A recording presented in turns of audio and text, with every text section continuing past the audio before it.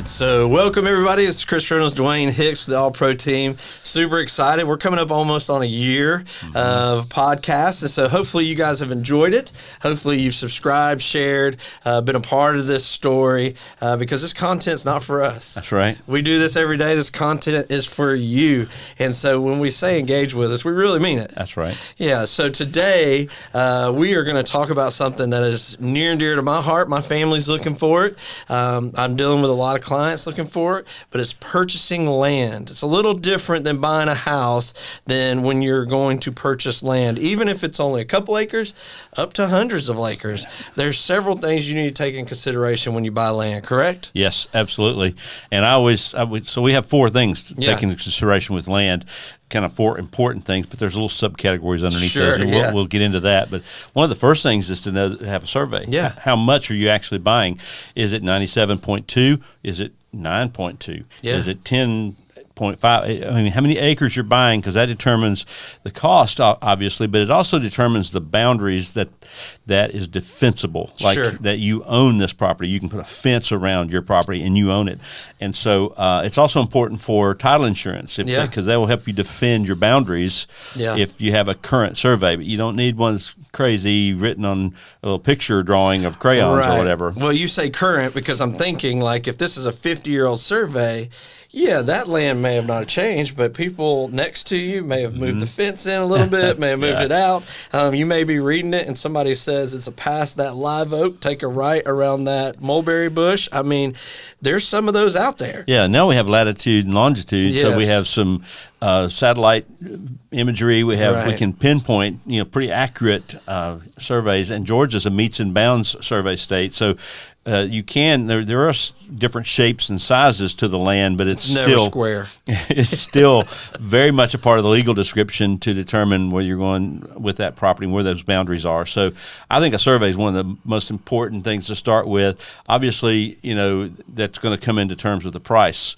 And I think you said it before, like, it's a really great marketing solution for a seller. If you're going to sell a piece of land, go ahead and get the survey done. Knock it out. And then that becomes more attractive because buyers are scrounging up the cash to do the loan or purchase.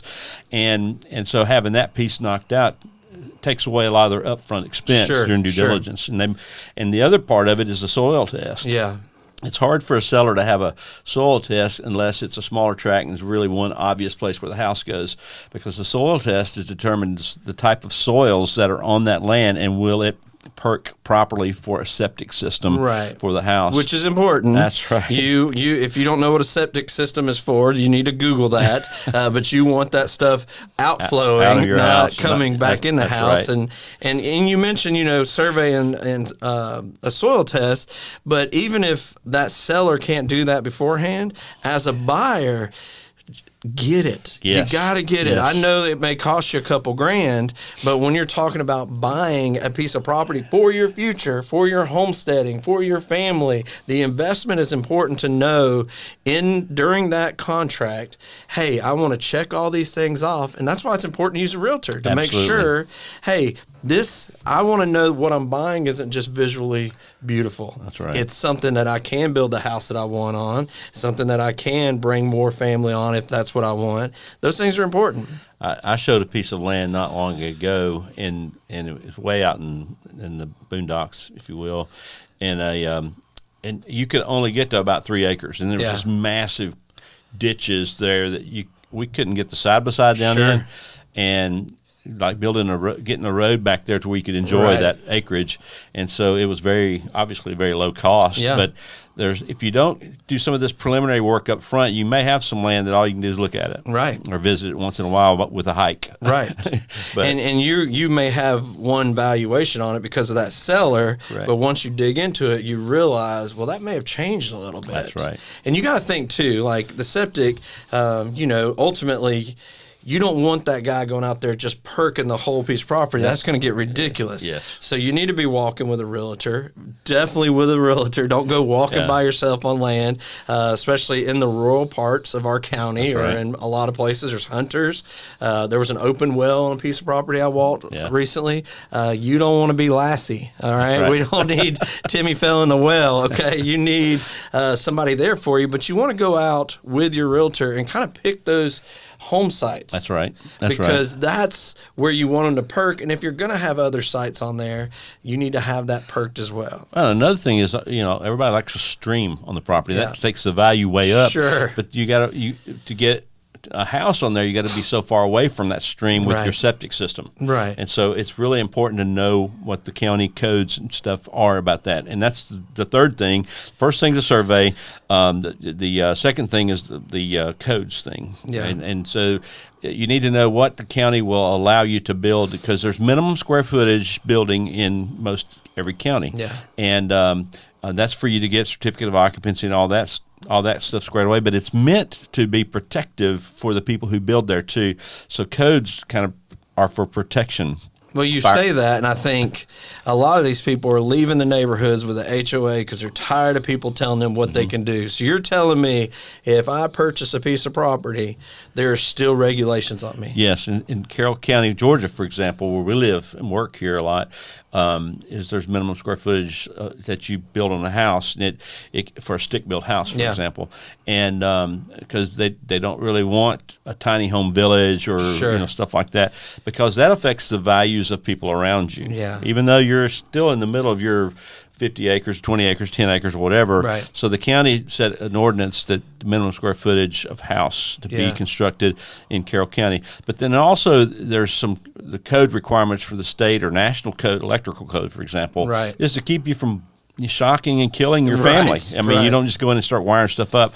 And the same is true with water and so forth. So you kind of do all that stuff according to the right rules and regulations. So it's important to know what the codes are in the area you live. Sure. Because sometimes there's additional code to the state and federal regulation.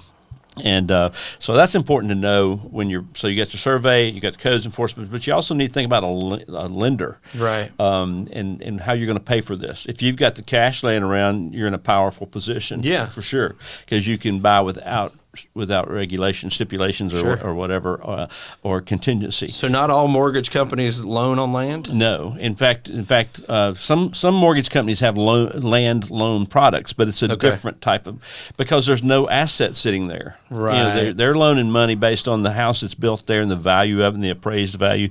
So land is just raw land, and it still has a value to it, but mortgage companies are not set up to really. So you're going to have to put some more money down because it's a higher risk. Absolutely, for the lender. That's correct. And some banks are as high as 25% down. Yeah. And the smaller tract where you're going to build your forever home on a 7 or 8 or 10 acre tract might be as little as 15% down. Right.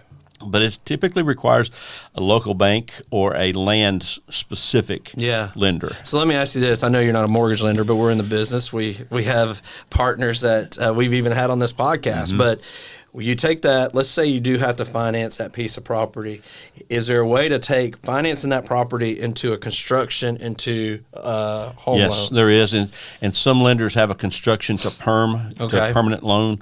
And so they loan you the money to buy the land, and you start making payments on that, and that's a separate loan over here. And then they give you a construction loan to build the house that you want to build, and then you have one closing at the end that puts it all into one package. Got you. Perfect. But all the numbers have to work. Sure. All those appraisal numbers have to kind of line up, and so that you can manage with the amount of money. And surely there's approval throughout. Yes, they have to approve your plans.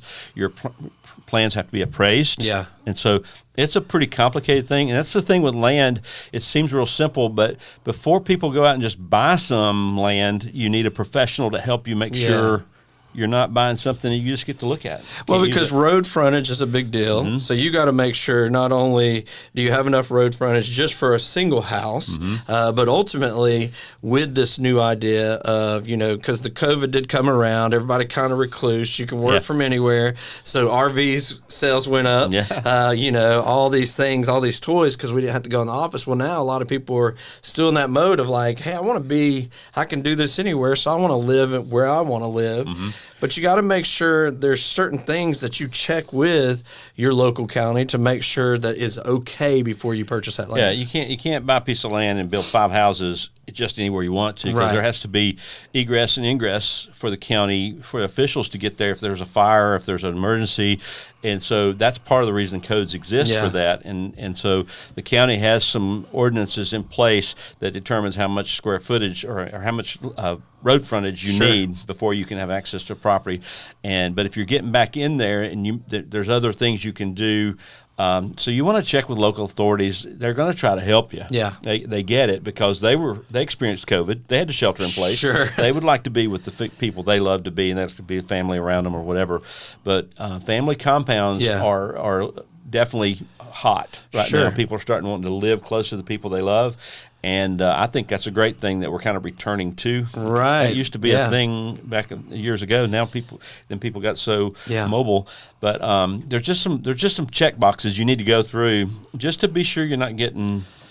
Well, yeah, because the catch is, like you mentioned, soil tests. Well, they can put a septic tank anywhere. It's just going to cost you. That's right. Because it's not a conventional system. Or your house may have a basement and it's not a basement lot. Well, we could figure out how to make it a basement lot, but it's going to cost you. Just get your wallet out. There needs to be somebody there that's kind of not in the dream phase of look what I can do. And that's where you and I come along and professionals to say, hey, your dream is possible, but it may move over a little bit. It may move back a little bit. It may move forward. And you got to think, even because everybody wants to be off the road. Yes. Well, you're talking running those water lines, that power, expense, the driveway. And so there's things, and not to be negative, but there's just costs. So you have to be able to sit down and weigh those things to see if this is really what you were expecting, or is this going to be a burden in the future? Yes. And I think location is still important. Very important. Because of the use of it and how you're going to use the land, but also for the future of it and the future value of it as well. So I think it's just important to kind of check through these things as we look at the purchase land, and a good realtor will help you walk the property and get familiar with it. Then you can probably figure out how you can use that, or no, this land will not work. Yeah. Yeah, so we want a survey. If it's not coming with an updated one, you want to get a survey. You need to go ahead and pay for the soil test. If it's not coming with one, or even if it is, we're selling a piece of property right now that has a soil test included with it, but you got to make sure you want to build where that soil was tested. That's right. And so it's important with that. Check for streams, rocks coming out of the ground, stuff like that. That's going to be an expense. And then there's codes and zoning. And so when you talk about zoning, we kind of talked about codes, but there's different zoning pieces out there that the county have. Yeah, and it kind of goes hand in hand with the codes. But if you buy a big piece of in Carroll County, we still have huge agricultural tracts of land, and people want to buy 50 acres or whatever. But in Carroll County, they made a requirement, and this is true in surrounding counties to us as well, a 4-acre minimum before you can build a structure on that. So you can't just go 1 acre, 1 acre, 1 acre here. You can't do that without rezoning the entire tract of land. So if you leave it agriculturally zoned, you can go in and pull out 4 acres here, but you have to have enough road frontage. Right. They don't want driveway, just chopping up the land, looking really goofy as well. So the county just last year in our county put some new codes enforcement in place, some new zoning enforcement in place, where you had to be certain number of feet off the road. Yeah, they called that a setback. It's got to be a setback off the road, and it's got to have so much road frontage. Right, and that's designed to protect the neighbors from high density housing out in the farm areas and so forth. But it can be done very, very well. And in fact, one of the things we're learning with the cost of building, that by the time you buy that 4-acre tract of land and you put a really nice house that you and your family want to live in or whatever, you're probably getting close to the $400,000 price point, which helps the neighborhoods around you. It's not just they're not just little shacks. Right. They're nice homes. And one of the things that the county is trying to be conscious of with the zoning and with the codes is not only protection of your safety, but also protection of your investment and what's around you and so forth. And which we appreciate that. Absolutely. You want, I mean, especially you can't control what your neighbor does unless you buy the property. Right. If you buy the property, then you're in control of it. But there's the government has certain overlays here of what you can and can't do with your property. And it's generally for the neighbor's benefit. Yeah, yeah. A lot of times we look at them as the bad guys, you know, and there's some overreach sometimes. There's some overreach, but ultimately it's big picture, and we there should be some appreciation that, hey, if I'm going to invest. Yeah. You know, the biggest investment we can do is within real estate. If I'm going to invest in this, I would love for you to kind of protect my surroundings, you know, so that it keeps that investment going in the direction for your children, for whoever's down the line for you.